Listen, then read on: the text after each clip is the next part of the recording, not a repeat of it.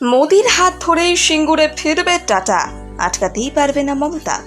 সিঙ্গুরের মাটিতে গড়ে উঠবে বিপুল কর্মসংস্থান, আয় উন্নতিতে ভরে উঠবে সিঙ্গুরের অলিগলি, স্পষ্ট জানিয়ে দিলেন বিজেপির এই নেত্রী।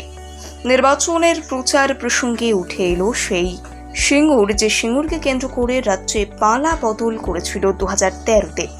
এই সিঙ্গুরের কারণেই রতন টাটা আর মমতার মধ্যে জল গড়ায় বহুদূর। মমতা বন্দ্যোপাধ্যায় নন্দীগ্রামে সিঙ্গুরের সেই উত্তপ্ত সময় চলাকালীন বলেছিলেন, সিঙ্গুরে তিনি কিছুতেই শিল্প করতে দেবেন না। আর এবার মমতার সেই বক্তব্যকে নিশানা করে হুঙ্কার ছাড়লেন লকেট চ্যাটার্জি, যিনি এবার হুগলির বিদায়ী সাংসদ। ঠিক কি জানিয়েছেন লকেট চ্যাটার্জি?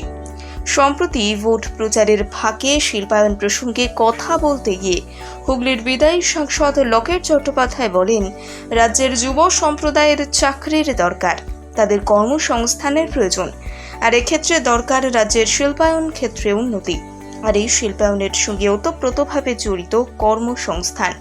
এই পরিপ্রেক্ষিতে লকেট চট্টোপাধ্যায় বলেন, এবার সিঙ্গুরে শিল্প হবেই হবে। বাংলার মানুষ এবার সিঙ্গুরের মাটিতে শিল্পায়নকে মাথা গজাতে দেখবে। এখানেই থেমে থাকেননি তিনি। রাজ্যে কর্মসংস্থান শিল্পের যে অবনতি, এক্ষেত্রে তিনি রাজ্যের মুখ্যমন্ত্রীর অসহযোগিতার বিষয়টিকে আঙুল তুলে দেখিয়ে দেন।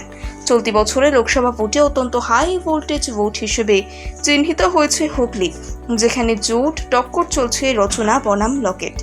একদিকে বিজেপির টিকিটে লকেট, যিনি কিনা হুগলির দুবারের সাংসদ, অন্যদিকে এবছর তৃণমূলের টিকিটে রচনা। এতদিন সিনেমায় দুজনের হাড্ডাহাড্ডি লড়াই দেখলেও এবার রাজনীতির ময়দানে দেখা যাবে দুই অভিনেত্রীর লড়াইকে। মোদির হাত ধরেই সিঙ্গুরে ফিরবে টাটা, আটকাতেই পারবে না মমতা।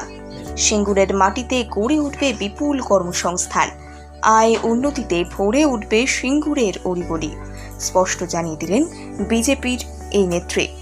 নির্বাচনের প্রচার প্রসঙ্গে উঠে এলো সেই সিঙ্গুর, যে সিঙ্গুরকে কেন্দ্র করে রাজ্যে পালা বদল করেছিল 2013-তে।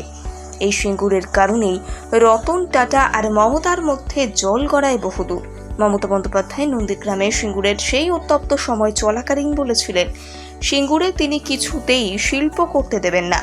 আর এবার মমতার সেই বক্তব্যকে নিশানা করে হুঙ্কার ছাড়লেন লকেট চ্যাটার্জি, যিনি এবার হুগলির বিদায়ী সাংসদ।